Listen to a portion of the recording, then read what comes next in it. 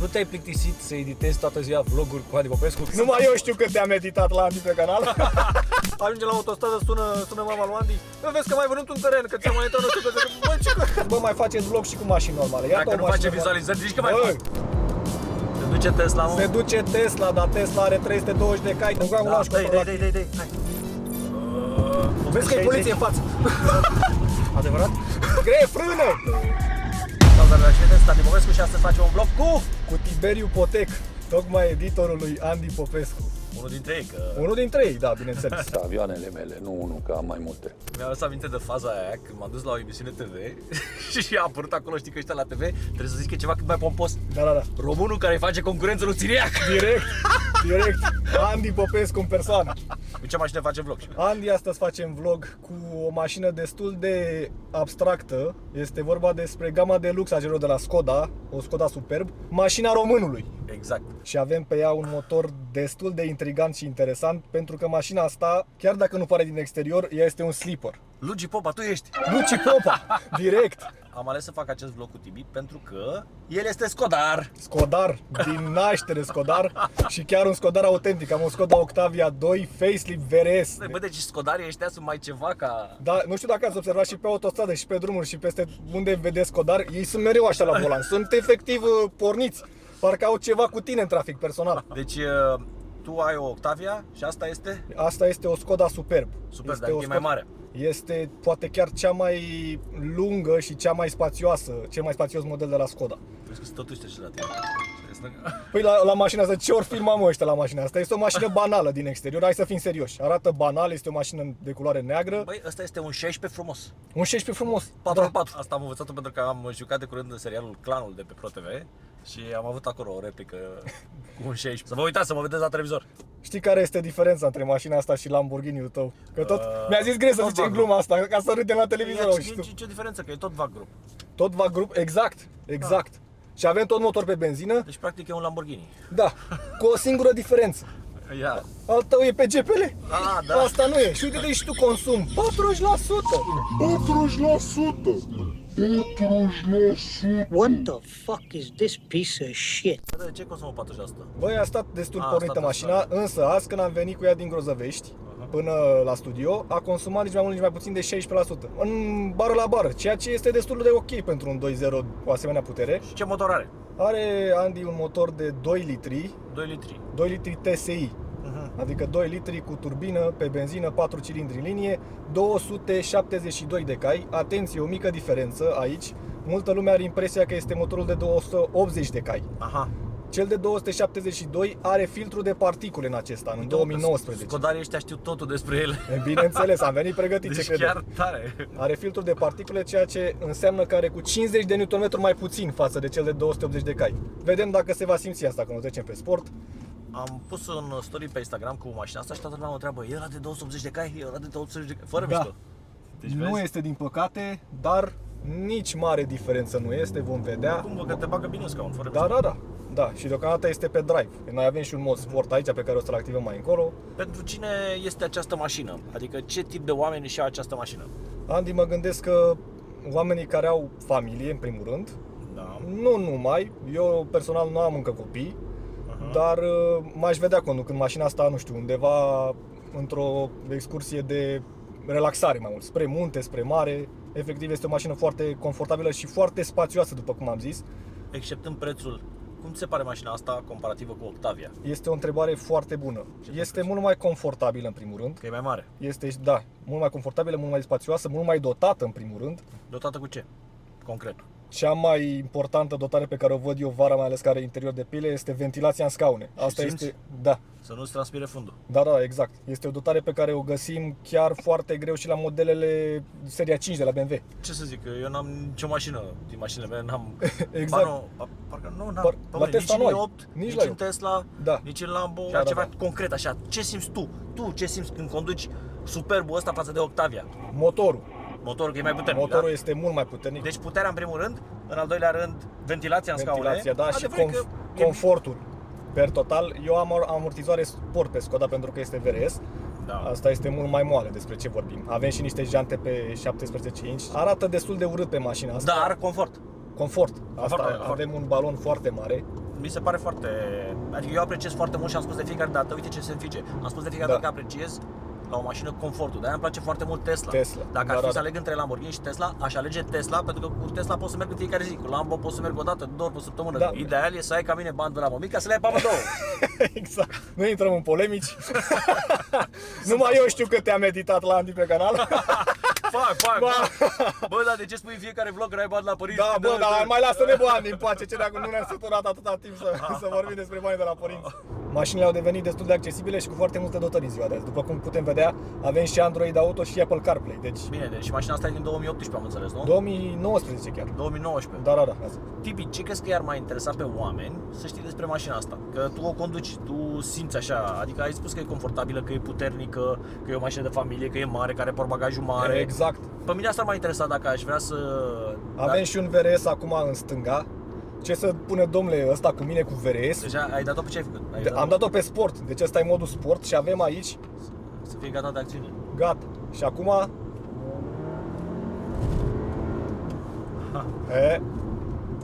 Fuge. O particularitate iarăși interesantă pentru mașina asta este cutia DSG. Ce înseamnă cutie DSG? Înseamnă cutie cu dublu ambreiaj. Și ca să explicăm oamenilor mai exact ce înseamnă, gândește-te că cutia asta, spre exemplu, când este în treapta a patra, ea are preselectate încă 2 trepte, și treapta a cincea și treapta a treia, pentru că în cazul în care vrei să faci downshift să fie deja preselectată ca să poți să pleci, iar în cazul în care faci upshift, la fel, schimbarea să fie foarte lină. Mie mi se pare, din câte am condus și Skoda mea, VRS și aceasta, cutia este destul de lentă, mai ales în modul drive. La modul că în oraș, azi în timp ce veneam spre studio, ea stătea cumva mereu în 1000-1100 de ture, foarte subturat și simțeam cumva că vrea mai multe ture. Consum. Exact. Pentru consum. Dar, în același timp, dacă o treci în sport, nu știu dacă o să se vadă acum, Se schimbă turația motorului. se schimbă puțin turația, crește puțin turația, dar la un moment dat pe display, pe afișajul din bord îmi zice: dacă vrei să consumi mai puțin, să treci în D. Eu de asta am trecut onest, frate. Că dacă, adică nu mai De îmi ce spune zice, asta. domnule? De ce zice? îmi zice? De ce nu mai zice? Eu vreau să fie puțin mai turată, să am și eu puțin, uite, să Nu mă fugă. certa! Nu Da. mă certa! Ai dat-o pe sport! Da. Bun, să trecem direct în drive, că după se plânge lumea că cum domnule să nu consume mult dacă îi dai numai în gust. Uite, 17% după ce i-am dat puțină șpanetă aici.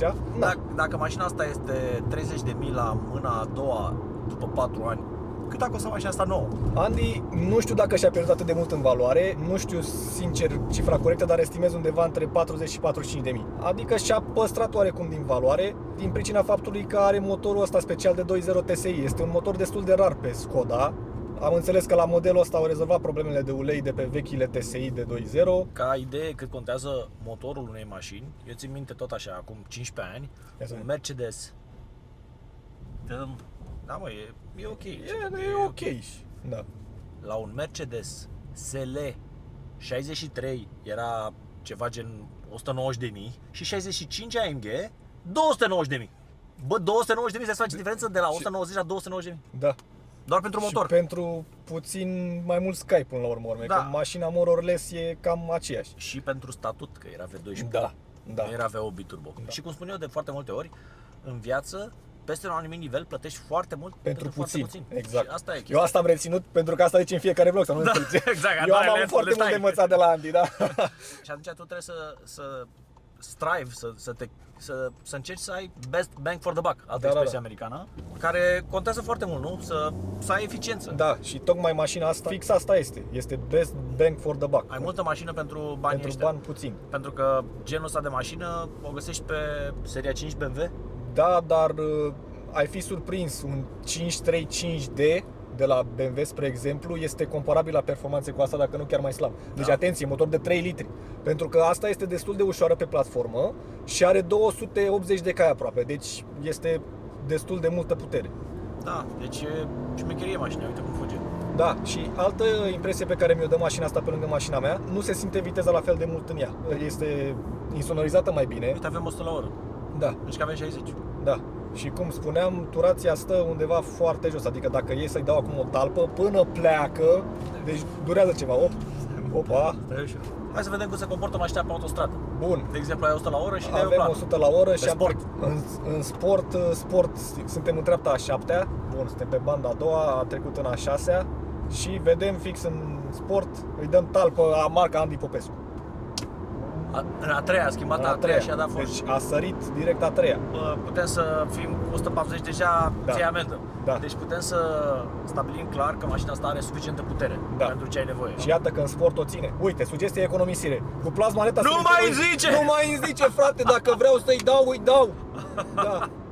Te bruschează puțin, ai văzut? Mai ales când... Deci șoc în motor direct. Da, câte viteze are? Are 7, are DSG 7. Vezi ca Lambo. E ca Lambo, mă. Fix ca Lambo. Deci ce vrei și la cât e? O zecime de preț. Chiar că o zecime de preț. Mai puțin de Lambo e 350.000 avea din 2018. Da. Acum întrebarea vine probabil de la cei care se uită la vlog. De ce facem vlog cu această mașină? Pentru că voi ne-ați cerut practic. Am văzut atâtea comentarii. Bă, mai faceți vlog și cu mașini normale. Iată dacă nu face vizualizări, nici că mai fac. Deci dacă nici asta, mai ales cu editorul, nu face vizualizări, chiar că nu mai facem nimic, păi ce ne supărăm de tot. Ia să vedem. Mai dăm o cârjă. Vezi, mă, și BMW-ul. BMW-ul. S-a dus BMW-ul. Mașina este împrumutată, trebuie să menționăm acest fapt, pentru că noi le zicem pe bune. Mașina este împrumutată de la Spot a Wheel. Și noi am mai vorbit despre Spot a Wheel în vlogul cu Ferrari. În vlogul cu Ferrari, uite la F8-ul, da. Tribută e cupe. Da. Cine sunt cei de la Spot a Wheel și cum puteți să luați și voi o mașină de la ei? Eu am preluat azi mașina foarte simplu de la ei, efectiv pentru vlog, doar am dat semnătură. Mașinile lor sunt disponibile pentru două stagii. Odată poți să le cumperi, deci vii cu banii jos și ai ridicat mașina. Mașina aceasta la ei pe site este în prezent 29.800 de euro, cam așa. Cu ce îi separă pe ei de restul pieții, pe cei de la Spot a Wheel, este că poți să și închiriezi această mașină. Leasing operațional se numește operațiunea și există leasing flexibil, adică închiriere pe perioadă flexibilă, pe cât vrei tu efectiv. Dacă vrei să o ții 2 luni, o ții 2 luni. Dacă vrei să o ții 6 luni, o ții 6 luni. Dacă vrei să o ții un an, o ții un an. Spre exemplu, dacă vrei să ții mașina doar o lună, va trebui să plătești rata lunară care este undeva la 600 de euro pentru mașina aceasta, aproximativ, vom lăsa aici informațiile, pe lună, plus 2 luni depozit pe care ei ți-l vor returna doar în cazul în care stai mai mult de 6 luni cu mașina închiriată. Aha, deci tu practic plătești o lună plus 2 luni garanție. Plus 2 luni garanție, iar aceste 2 luni se vor returna în contul tău bancar dacă o ții minim 6 luni. Înțeles, deci, practic, matematic, cred că vine să facem o ecuație de gradul 2 cu 2 necunoscute acum. Și mai are lucru, bă, o ecuație. Faci 18% din X egal Y. Când înlocuiești pe Y când a doua ecuație, faci o ecuație de gradul 1 cu 2 necunoscute. Că pentru o lună plătești cât 3 luni. Da. Deci e mai avantajos să o ții 3 luni. Corect. Deci dacă o ții 5 luni, mai bine... De fapt, nu. 4 luni. Dacă o ții 4 luni. Hai dreacă, matematicienii ăștia. Da, matematicienii. Da. Nu mă, deci dacă o ții 4 luni, oricum mai plăti 6. Da, exact. Deci ultimele 2 luni o ții gratis. Da. Și ce mai este interesant la ei este că pentru fiecare mașină, inclusiv pentru aceasta, aveți raport car vertical gratuit. Moca, pe gratis, nu trebuie să plătiți nimic. Dacă vreți să o cumpărați sau să o închiriați, aveți direct raportul acolo. Ce am reținut este 29.000 de euro mașina asta, 70.000 de kilometri din 2019 și poți să o închiriezi cu vreo 600 de euro pe lună aproximativ. Asta e foarte important, că leasingul operațional de obicei este cunoscut ca fiind numai pentru persoane juridice. Da. Dar poate să o închirieze și o persoană fizică. Corect. Dar trebuie să plătească oricum TVA-ul. Și dacă ai firmă cu TVA, îl deduci. Exact. Să-i dăm aici un 0100 sau nu? Merge la locul Andy Popescu. Merge la locul Andy Popescu. Mașina este dotată și cu launch control.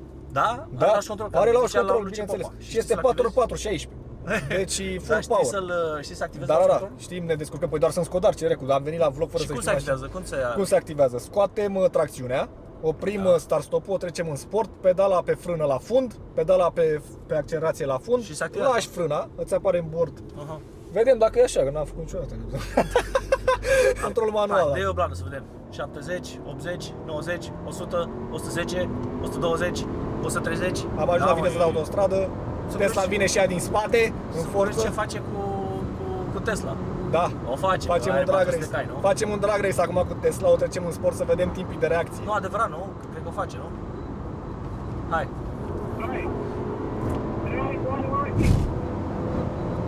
Se duce Tesla, mă? Se duce Tesla, dar Tesla are 320 de cai, dar atenție că la 180... Gata, ușor că trebuie să ieșim, Greu, frână!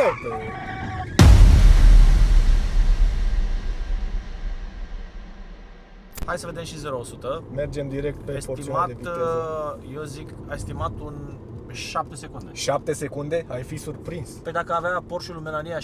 Ai fi surprins, Andy, să vezi cum fuge asta. O bune? Să vezi cum fuge. Mă, nu, dragă, nu avea 6,5. Are 5 secunde. Nu cred. Deci, Nu, o să fii atent, vezi. îți dau un scris Nimăr. care are 5,5 minim. Minim. Bine. Fii atent aici. Facem. Vrei să nu furi la editare. Deci știi care e treaba? Fur la editare. Mașina asta a fost și la Dan de la mașina potrivită înainte. Și eu știu ce timp a scos el pe launch control. Deci a Da? dat el pe launch control? Mi-a dat și cu launch control. Da, ia uite, sugestie de economisire. Iar m-am Nu mai neburit. zice! Nu mai îmi zice, frate. Hai să vedem. vedem dacă ne iese pasența cu launch controlul. Trece mașina în sport. Dați o secundă, scuze că am și o sugestie. Ia zi. O sugestie de economisire? Așa. Ce sugestii ai? De economisire. Asta a fost gluma. Asta ar fi una dintre glume? SC Sport ASR off, suntem în sport, front assist indisponibil. Cred că totul este ok, ia să vedem. Vrei să ne strici cutia? Nu stricăm nimic. Cred că atât, nu? Programul Da, launch control. dai, hai. 20, 40, 60, 70, 80, 90, 100! Da, mă. E? Da, spune că a scos 5,5. A rupt aderent, a rupt ca lumea. Da. Adică eu nu mă așteptam, e prima oară când dau. Ce vrei mașină de 5,5 secunde, 0-100, Băi, care să, cu Și acolo bagajul. uite cât loc ai în spate. Cred că ai mai mult loc decât la un Seria 5. Greșesc? Clar, ai mai mult loc ca un A6. De ce A6 break, deci are mai puțin loc. Cred că este între Seria 5, BMW Seria 5 și BMW Seria 7. Dar să vedem acum diferența și între diferitele moduri de condus. Păi are mai multe în afară de sport și normal? Nu Ai are dat mai cutia. multe, dar se simte cumva în cutie. Adică putem să facem cum faci tu la fiecare vlog, o urcăm în anumite turație pe manual, are și manual. Da, ca să vezi Și dacă vedem se simte care diferența. este, da. Uite, spre exemplu, am trecut în manual și se poate schimba viteza de aici. Acum e cam prea mult, Da, dar dacă 15 o lăsim ture. la 4000 și după îi dăm talpă marca antipopescu. Păi dacă mă dai cu cap. Da, Dar vezi, s-a simțit turbina, frate. da, S-a simțit turbina, adică Da, a avut la ca lumea, da. a avut la ca lumea, da. Iar acum pe drive este efectiv cea mai puturoasă mașină. Și e mai Deci, lent. Foarte lentă. Sincer. Atenție ce delay are, A6. Ia să vedem. Bun, deci 3, 2, 1, Plană. A schimbat a doua. A doua? A durat-o și a intrat turbina. da. Deci din A6 în a doua, Da, ca Lambo. călam, da, imediat. Direct veni Lamborghini ăsta. Da, da, da. Da, cum am zis, mașină de familie, mașină nu foarte arătoasă din exterior. Ceea ce o dă de gol că are motorul de 2 litri, sincer, față de un motor diesel, sunt doar evacuările care sunt reale și sunt duble pe spate. Dar ți-ai luat mașina asta dacă n-ar fi așa de scumpă față de Skoda ta? Față de Skoda ta, zic eu. Nu, Nu? E prea mare? sincer, odată că nevoie, e prea mare pentru mine, nu stă nici la fel de bine pe curbe, sincer. Și Da, ți-e pentru place că să nu are dai pe amortizoare sport. Mie nu-mi place să dau pe curbe și aici de-aia Da, trebuie să da, dau pe știu, curbe. este mult mai confortabil, asta e clar. Dar uite cât de mult se înclină, spre Da. exemplu. Am primit un mesaj de la cineva pe Instagram. Andy, hai să ne dăm. Vin eu cu motorul și tu cu Lambo pe Transalpina. Și zic, bă, mie nu-mi place plăcere să merg așa tare pe da, curbe. și să... Cum? Că pentru asta ai făcut Lambo. Da. Până pe Zic, Transalpina. bă, oamenii sunt diferiți, înțeleg Da. chestia asta. Adică eu știu că ce mă face pe mine fericit este să-mi împlinesc lucrurile care îmi plac mie, nu care îmi plac altora. Da, da, da. Atenție. Exact, exact. Adică Asta e îți cel dai mai seama să mă important. car cu Lambo, să rup coloana. Da, da, da. Și până pe acolo, Transalpina, în să primul pun rând, pe kilometri pe Valea Lambo. Oltului. Bă, dacă îmi plăcea, înțelegeam. Dar nu-mi place, frate, adică mie nu-mi place să mă dau tare pe curbe, să știi. Da, da, Mie îmi place să accelerație frână. exact. Mașina asta are destul de putere, dar la drum lung. Adică nu este pentru... Nici pentru circuit, da, mă, asta nici e, pentru... bă, e o mașină Mașină simplă. pentru mers cu familia în road trip. Da, Știi, exact. copii în spate, bam, bam, 2-3 copii, Da. aia e. Foarte mult spațiu. Păi, hai Și să avem aruncăm- și portbagaj electric. Ai un se electric. deschide? Păi am și eu Bam. o Tesla asta. Ah, Nu știam că s-a dus vorba de da, da, Tesla. da, da, da. Bun, Hai să o conduc și eu. super. Facem schimb, punem aici o tranziție, o editare, o schimb. Ba.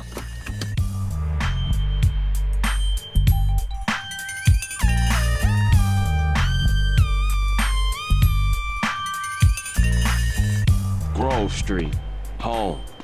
At least it was before I fucked everything up.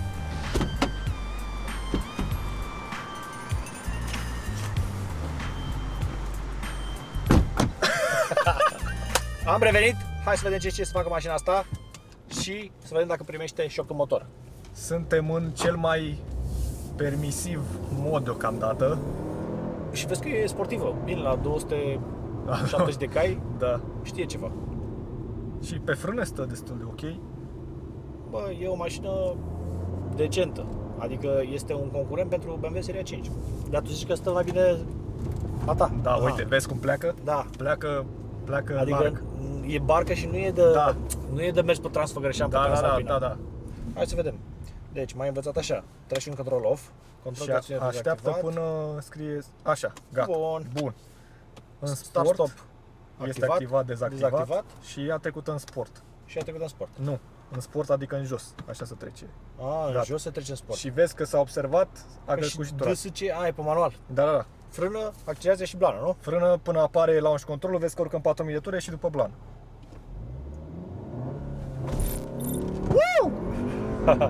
60, 80, 80, 90.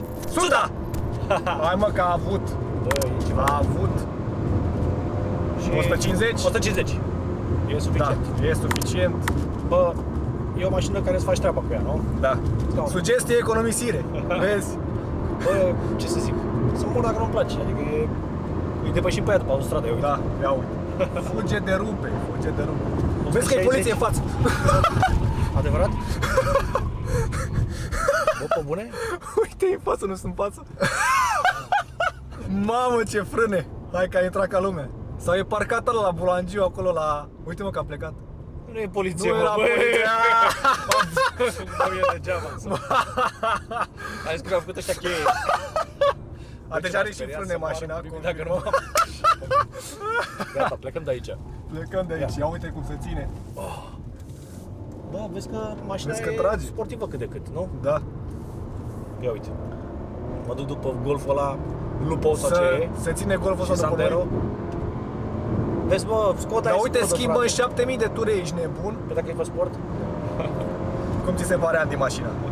Bă, fuge. Bă, nu știu dacă mă credeți, dar mie chiar îmi place mașina. Adică nu? Uite cum e la 160 la Da. oră. Nu simți nimic.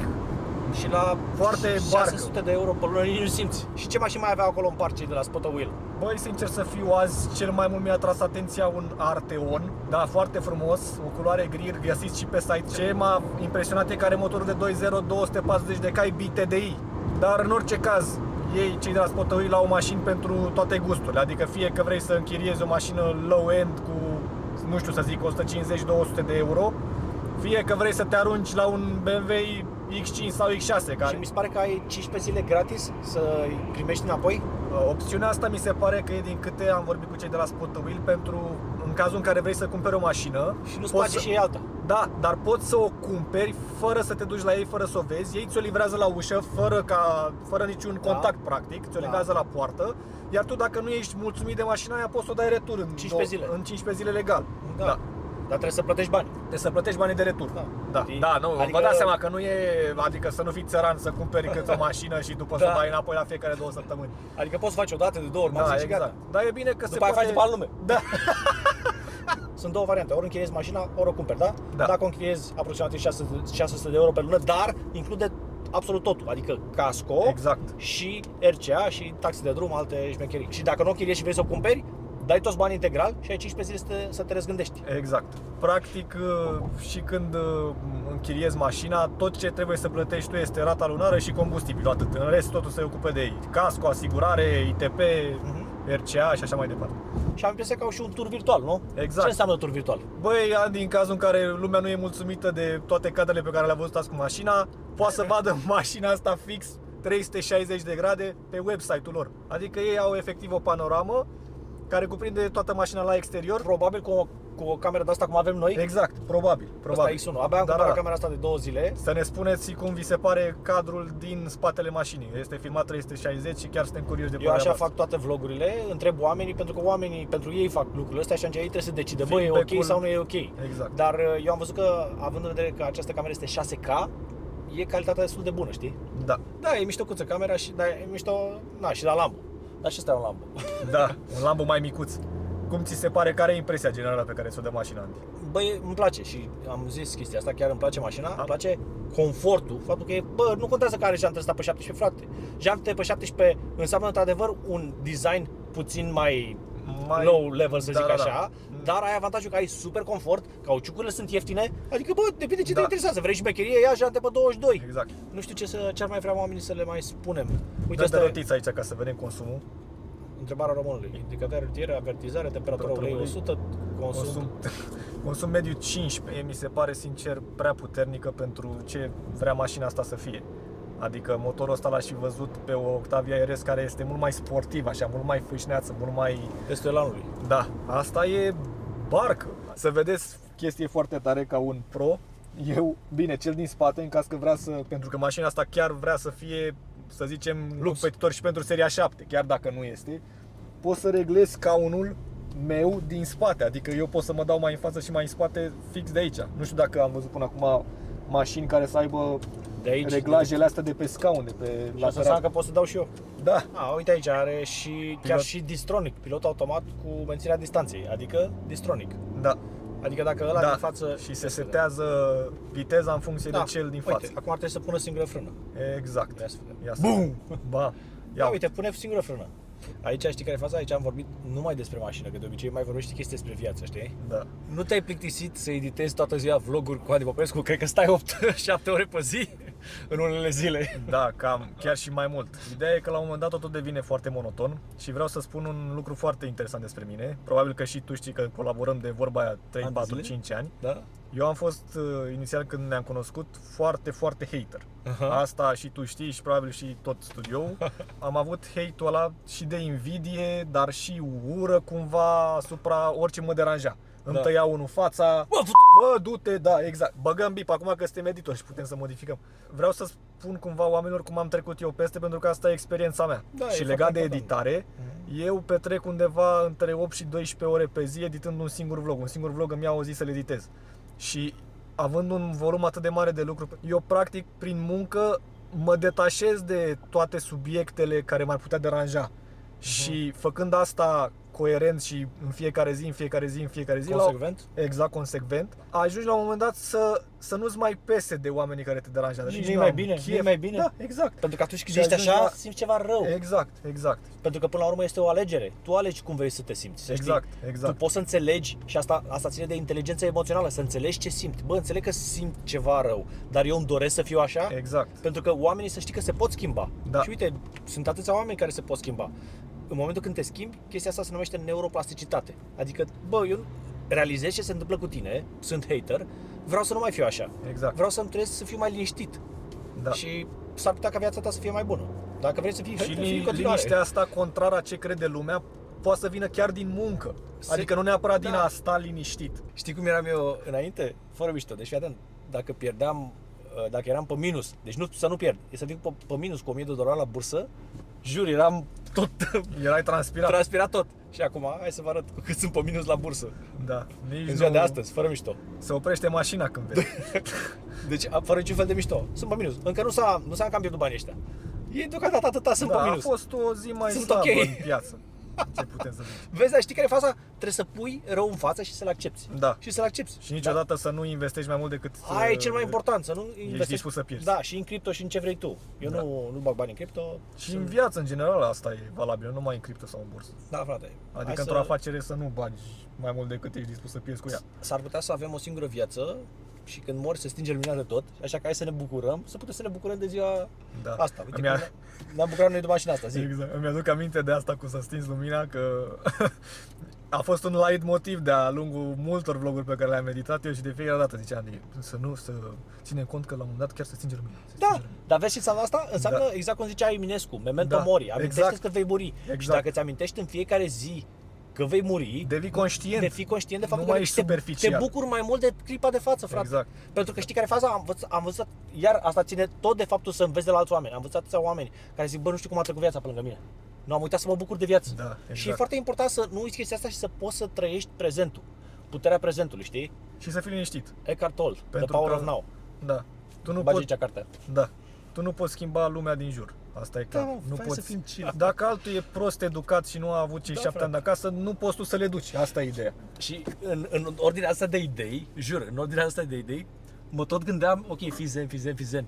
Știi? Și să fiu așa cu Lambo și să vină un cretin și să-mi șteargă așa, să-mi dea ceva pe bara din spate și să pot să exersez zenul. Nu știu dacă aș putea. Da, adică, băi, sunt unele momente unde adică, chiar știi ce trebuie zic? să o It's too much, pierzi. Da, it's too much. adică oricât de liniștit ai fi, trolezi, dar uneori chiar nu poți. Da, adică totul cu o limită. Da. Dar oricum, noi ce vorbim este măcar să fie așa, cât de cât. Și Da. ți-a arătat în fața, lasă-mă, În ok. general, da. Nu s-a exact. întâmplat nimic, Da. dă-o dracu. Poate ai avut o zi proastă. îți dă unul flash-ul din spate pe autostradă, stă lipit de tine, lasă-l frate, dă-te pe bunul, lasă-l să treacă. Asta nu înseamnă că trebuie să te lași călcat în picioare. Da, Atenție, e nu o înseamnă diferență asta. fină, Nu, o diferență nu, fină, nu. să nu fii fraier la modul ăsta. Dar să așa. nu-ți pese ceea ce tu nu poți schimba. Adică... Da, pentru că o să ai o viață mai bună și ești mai fericit, mai relaxat. Exact. Uite, m-a sunat mami acum că am mai vândut un teren. Da, să vedeți fază, ci că vorbește mie de atâtea ori, îmi zice: domnule, că n-am plecat cu banda la Părinți și acum ajungem la autostradă, sună mama lui Andy: vezi că mai vândut un teren, că ți-am mai uitat, nu știu, bă, ce că... Exact așa, bă. Deci nu erau camerele pornite, era mișto să fie camerele pornite. Da. Și m-a sunat și eram pe speaker. Și a auzit Tibi că a mai vândut un teren. Da, și deja am făcut să mă față, dar bă, cine acum ăsta face Bune? mișto de mine? Chiar făcut așa un pic. Și ce trebuie să știe oamenii este că tu la bază nu ești editor. Da, sunt surprinzător. Sunt pe o ramură care chiar nu are prea multă legătură cu partea asta creativă. Eu sunt programator la bază, am făcut și liceul Tudor Vianu de informatică și facultatea de matematică și informatică în București la universitate și de bază sunt programator. Îmi place foarte mult să programez, dar, cum ai zis și tu în foarte multe vloguri de ale tale, ceea ce ajungi să faci de plăcere, fără să-ți pese de partea monetară, banii pe care îi încasezi tu practic la final de zi, asta este ceea ce te va aduce mulțumire și fericire în suflet de-a lungul timpului. Ovidiu Pop, 2018. Long term, da. Da. Dar cum ai ajuns tu să editezi? Aveai tu un canal de YouTube, nu? Da, eu am avut mai multe tentative de mici afaceri, să zic așa. De la 14 ani am început cu primul canal de YouTube pe care făceam customizări de telefoane, modări, pe partea de GSM, așa. Dar pentru afară. Pentru afară, da. Pentru engleză. Canalul de engleză a fost ambele. Chiar și primul și al doilea, pe care am făcut mai mult programare, adică tutoriale pe programare. Și mereu am încercat așa să ies din tipar, adică nu mi-a plăcut niciodată să fiu cumva... Să ai business stock, Da, să exact. să fii freelancer. Exact. În vlogurile de afaceri, episodul numărul 1, pasiunea. Pasiunea e cel mai important. Da. Este factorul care te motivează, cel mai motivant factor. Din motivație îți iei și perseverența și din perseverență ajungi la succes. Regula numărul 1, învață cât mai multe lucruri. Da, și ajungi să vezi ce-ți place. Ce-ți place, frate? Ce-ți place să faci? Încearcă cât mai multe lucruri, da. Și vezi ce-ți place cu adevărat să Eu faci. chiar ziceam, bă, dacă nu e să fie nimic cu editarea, dacă nu e să fie cu programarea, bă, mă fac și șofer de tir. Poate îmi place să fiu șofer de tir, poate îmi place să fiu bucătar, poate îmi place să fac, dar le încerc, să văd cum or să fie. Eu vreau să mă fac mecanic de locomotivă. Și la un moment dat, Da? jur, Foarte. jur. Știi care e partea interesantă? Motorul care se află pe mașina asta nu e de locomotivă, Așa. dar poartă denumirea unei locomotive foarte populare de la CFR, EA888 se numește. Da? Da. Ce am făcut odată eu, vreau să mă duc la Piatra Neamț, i-am zis mecanicului să mă ia și pe mine. Dacă Păi poți și chiar m-a luat. Da. Dar a fost tare experiența, știi? Da. Îmi place pentru că îmi plac trenurile și întotdeauna să fii în locomotivă e ceva Da. top of the top. Ok, eu acum o să intru pe site să văd cât e Arteonul, chiar sunt curios, jur, abia aștept. Și voi dacă vreți să intrați, să vedeți ce mașini sunt la Spot a Wheel și ce mașini puteți să comandați sau să închiriați, intrați pe linkul din descriere sau de la primul comentariu la Spot a Wheel. Ce ne mai zicem? Mai zicem ceva? Vă așteptăm cu multe comentarii, le vom citi pe toate, cu un like sau un dislike dacă v-a plăcut. Și să răspund la ele. Da, și cum vi s-a părut mașina asta? Nouă ni s-a părut chiar Frână! super rapidă. E bombă, chiar îmi Bum. place, jur. Da. Bye! Bye, ne auzim, salut!